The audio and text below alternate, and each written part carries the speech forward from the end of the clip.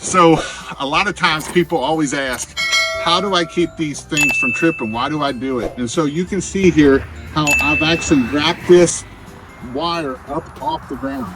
If this is on the ground like so, and this floods with water, it gets a really hard rain, it floods with water, it's going to trip the GFCI right now. It could be the GFCI on the here, it can be the GFCI in the house, it could be in the bathroom, a lot of different places.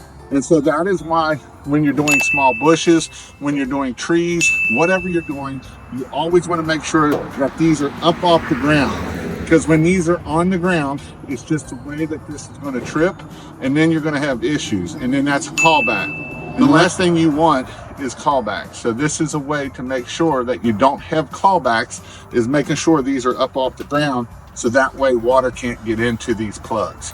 And that, my friends, is how you keep GFCIs from breaking. If you need Christmas lights, go check out christmaslight.io. You get all the Christmas lights you need. Hope you have a great and Merry Christmas.